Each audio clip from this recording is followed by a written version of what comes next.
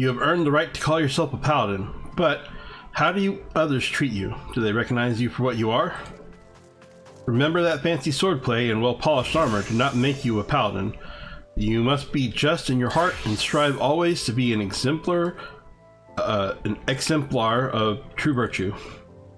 Once, not so long ago, the Sultan-sworn could walk the streets with their heads held high. When they marched by, the small folk would look upon them with reverence and gratitude, and no one was more respected than the captain, my predecessor. When I first saw him, I was still a child. My father had promised to take me to a local festival, but somewhere he took a wrong turn. We became lost and stumbled into a secluded back alley. Luck was not with us, because the next moment we found ourselves in the middle of a riot. Drunken hunters were firing arrows into the crowd, and we were caught between them. There was no way out. It was only a matter of time before we would be struck. That's when the captain saved us from our plight. I'd never seen the sword move so swiftly. It flashed faster than my eyes could follow, and in seconds the hunters were on the ground or fleeing for their lives. The captain was gone down the street, slicing at their heels before my father had time to thank him.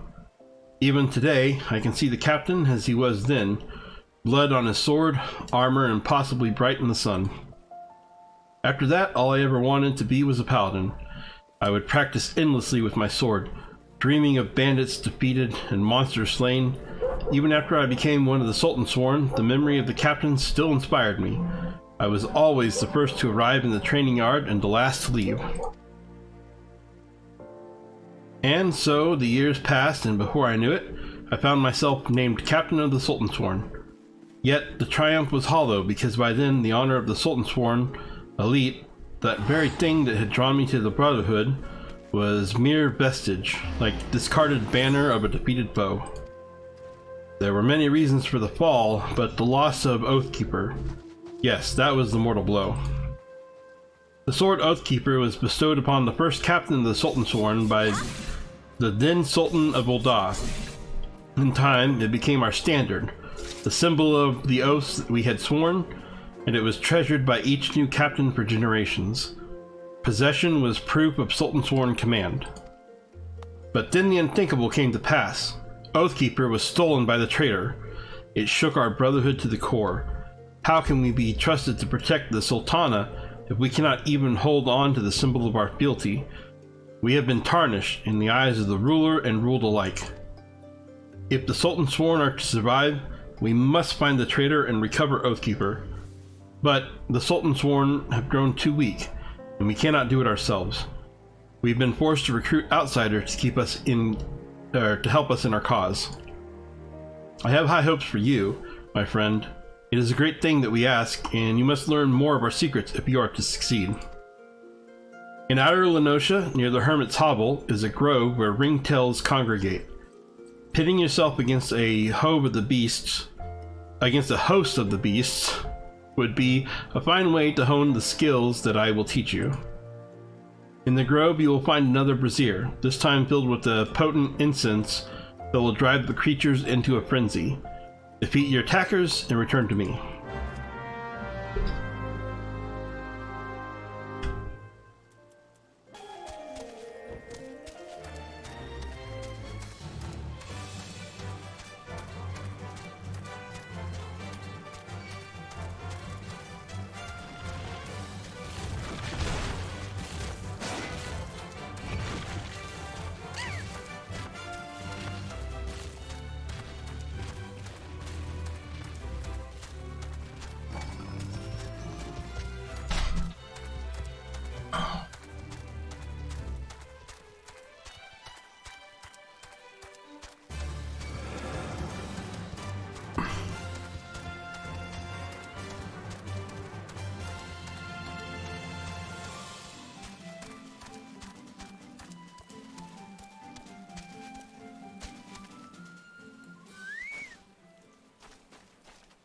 Alright, so here's my brazier. You can see the ringtails all around it.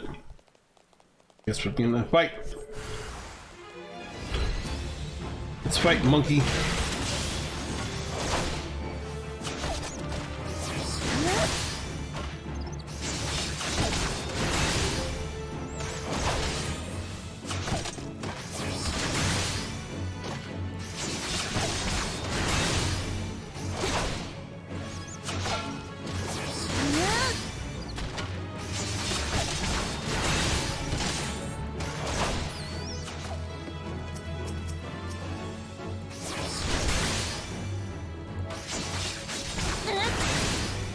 So one thing about Final Fantasy is that the night and day cycle is really short, and that doesn't bother me. But what does bother me is that the night cycle is often so dark, like you can barely even see the screen right now, I'm sure. So I just wish it was not. I wish they did something to make it so that it wasn't quite as dark as it is, because it does feel a little on the dark side.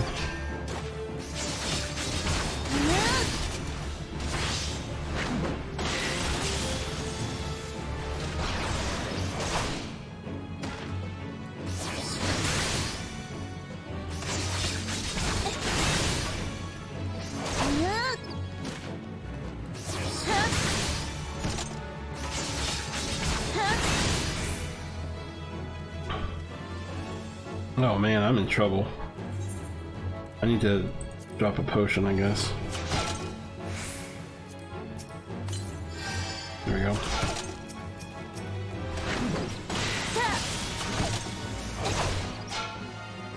Like, my gear is apparently not very good, because I'm getting raffle stomped here.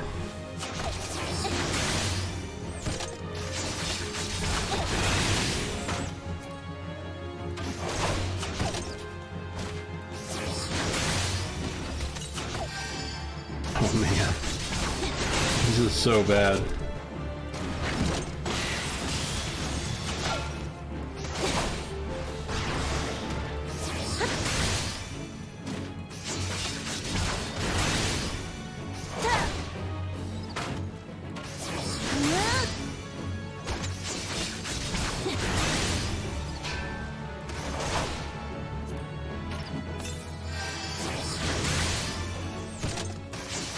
Wow, I've never had to use potions this much ever. That was terrible. Wow. Alright, I know somebody who's taking a trip to the marketplace here in a minute.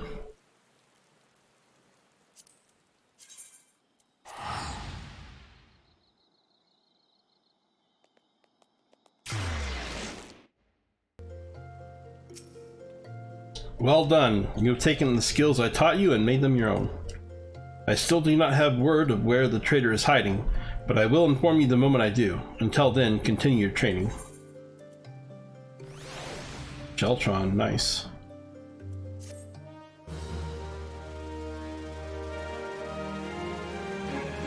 That was a ridiculously short quest. Like, there wasn't any story or anything. Just go beat up some monkeys and come back and get a skill. Huh. I'm so used to when you did like remember when you did the gladiator quest, like they actually had some story and stuff every time, and it was like a big deal. Sheltron's pretty cool, like it'll block incoming attacks for you. You just basically spam it whenever your oath gauge fills up.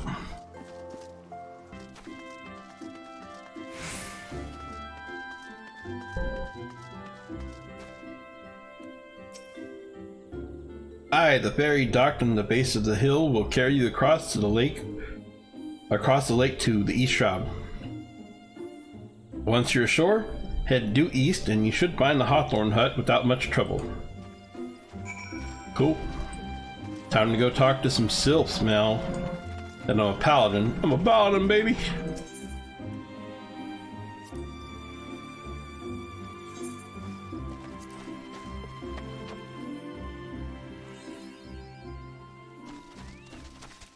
And I have my chocobo now too, so let's whip that out. Now you might be looking at this and thinking that is not a very fast mount, and you would be correct. The chocobo or any of your mounts start off rather slow, and in this game, instead of buying different speeds like in WoW, you would start with like a 20% speed increase, and then you'll buy like a higher level increase later on as you get higher level and get more gold. Like in this game, the way it works is that as you do storyline quests, every once in a while you'll see that it'll reward you with like all movement speed in such and such area, has increased. So you'll get like all movement speed in the shroud, which is what this is, like the forest, has increased. All movement speed in the Corthus Highlands, which we haven't gone to yet, has increased. All movement speed in Thanalan has increased. So you'll get like those buffs, and after a little while you'll start to feel like you're going pretty fast, but yeah, it does start off kind of slow. I forgot where I was going, so I have to go to the back door here.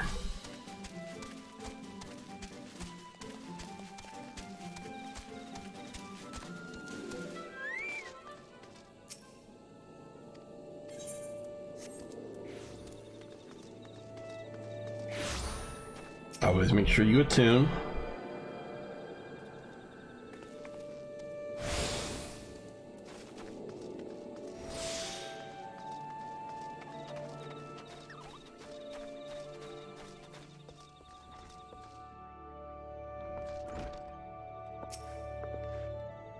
Indeed, I am Amelin of the Twin Adder.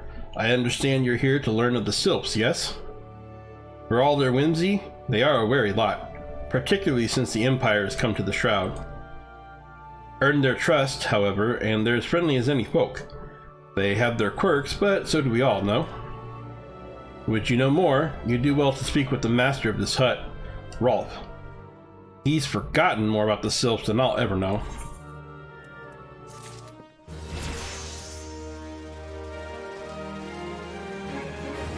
Alright, Rolf, let's have a talk. Come to learn a thing or two about the Sylphs, have you? I'll tell you one thing, they're a peculiar folk.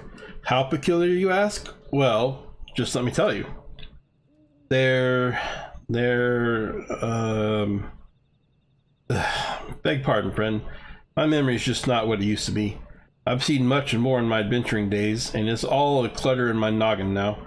Though I've shared my stories with those around the hut before, you might have more luck with them. I had to tell you, this is one of the most annoying things, is like they do this junk where they're like, yeah, no, I totally just talked to a whole bunch of people all around the area. The Sylphs? Yes, Father told me his stories plenty of times. What I've always found most captivating is how their concept of etiquette is almost completely alien to our own. You do best not to underestimate them on account of their childlike looks, lest your face end up a mess of glyphs, squiggles, and chocobo scratches. Teehee.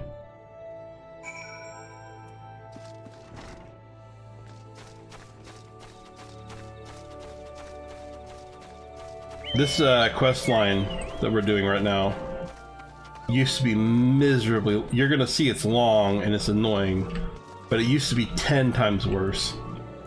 This is one of the quests they toned down big time. The Sylphs, inveterate tricksters and troublemakers, that's what they are. One day they're drawing marble faces on our masks. The next they're sending our young sentries falling to the bottom of a ravine. Tell them to stop and they just laugh at you. Rolf claims they harbor no ill will, but I dare say such pranks are no laughing matter.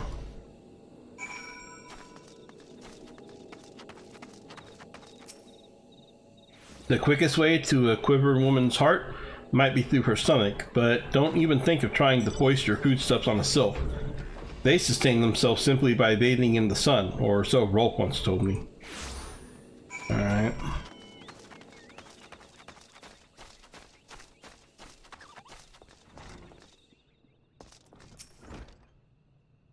Oh, of course, of course.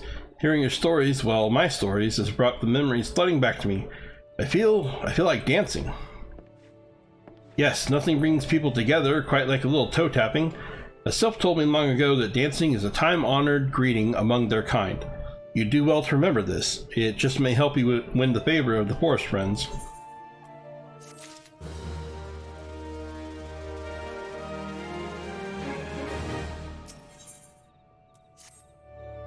Oh, still here, eh? Great. There's one more thing you should know about the Sylphs. They don't take kindly to guests that show up empty-handed. To earn their trust, you do well to bring along a trap. What was it again? And my wife Rose and I were just speaking of the matter not days ago. Forgive me, friend. Speak to Rose at the comb. her memory should prove more reliable than my own. I think you did a lot of drugs. I'm just taking a guess here, but I feel like you must have done a lot of drugs.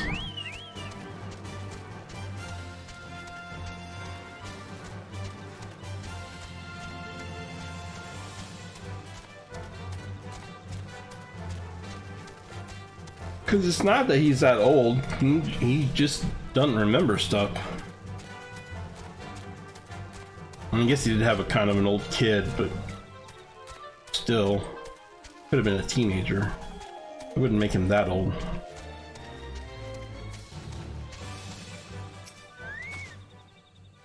She's not that old either, and she's his wife. So yeah, he's not that old. I think he just did drugs.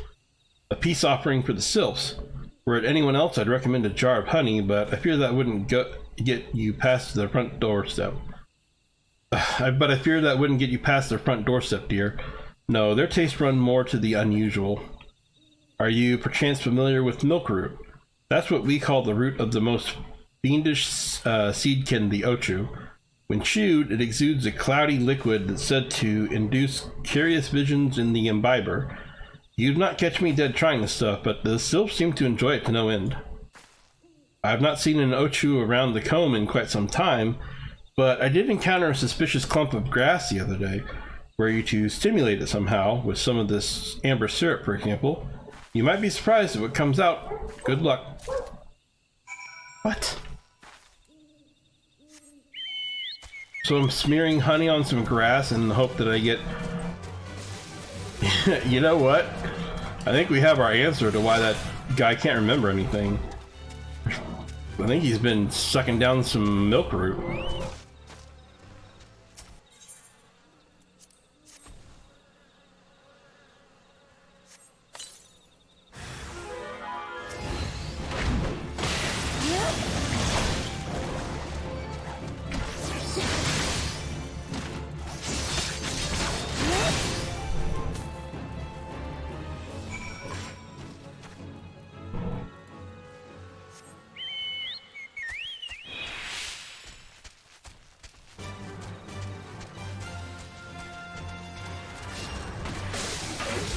So now I take the Milkroot back to the guy that I think's been drinking Milkroot in his sleep.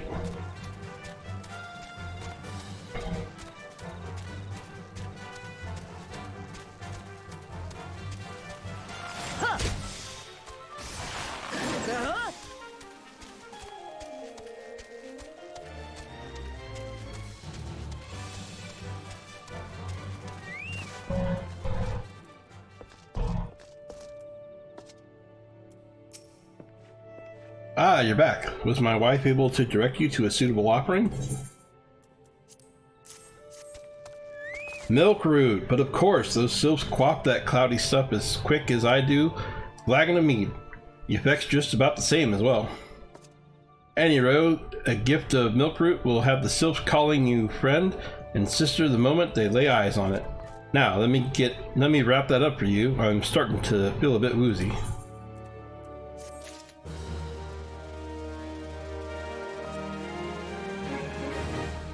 Yeah, I'm thinking he did Milkroot.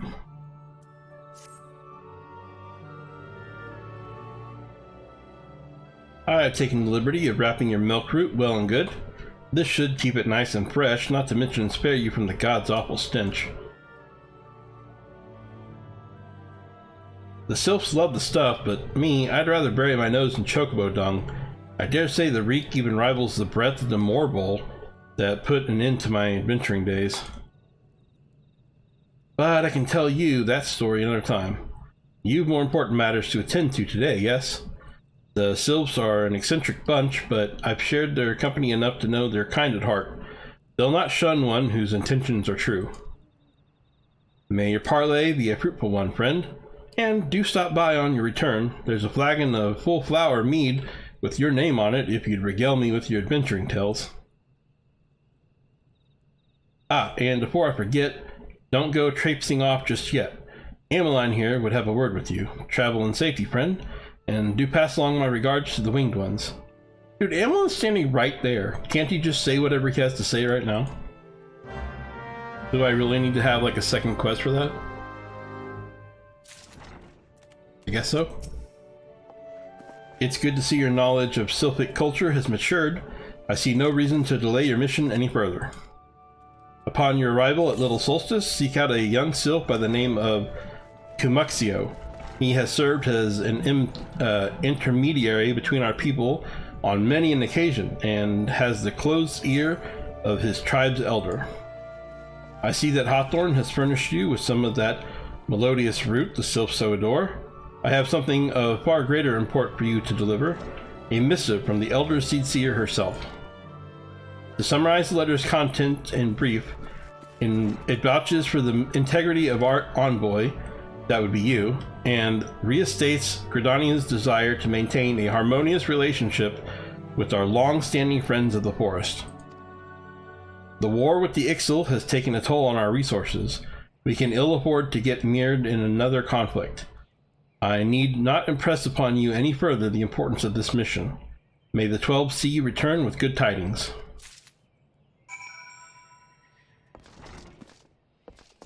Hey, and it's sunny outside now.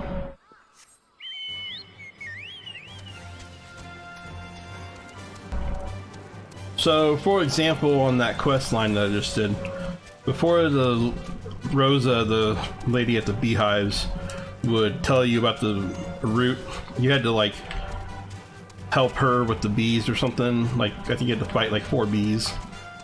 Like, you interact with the hive, and then like a cluster of bees would come out and you'd beat them up.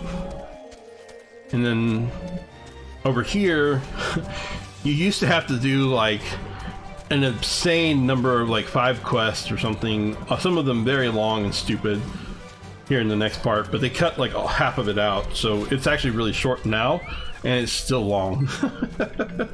You'll see. Walking One is not familiar to this one. This one does not trust strange walking ones. Strange dancing ones might be a different story, but this one expects no such thing. Walking One should go home and leave this one be.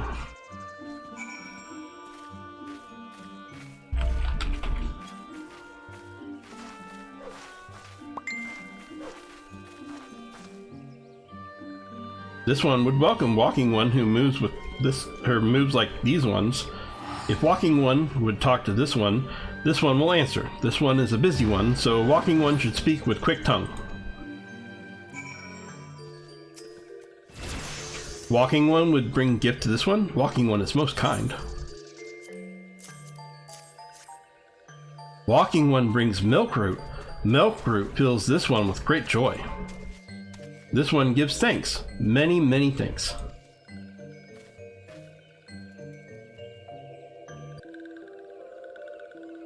Walking One carries message for Elder One. This one will deliver the message to Elder One. Walking One should not worry. Hello there. We're envoys from Gridania, and we're here to treat with your people.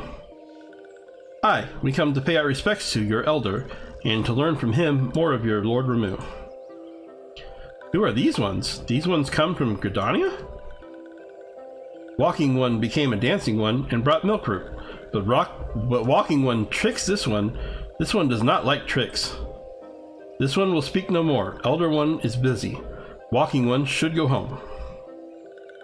Go home, you say, but the Sylphs of Little Solace have always welcomed Gridanian envoys with open wings. The letter carried by Sophie here is an oath of peace penned by the Elder Seedseer herself. Still you would refuse us? This one's reasons are no business of Walking One's. Elder One has no words for Gridania. Walking Ones waste everyone's time. Well, I never. Turned away at the gates. Whatever did we do to deserve such a rude welcome? Was Sophie's jig insufficiently jiggy? I am as baffled as you, but something tells me recent events have our erstwhile fluttery friend feeling uncommonly wary. It would seem we've no choice but to ask around and see how we might earn their trust.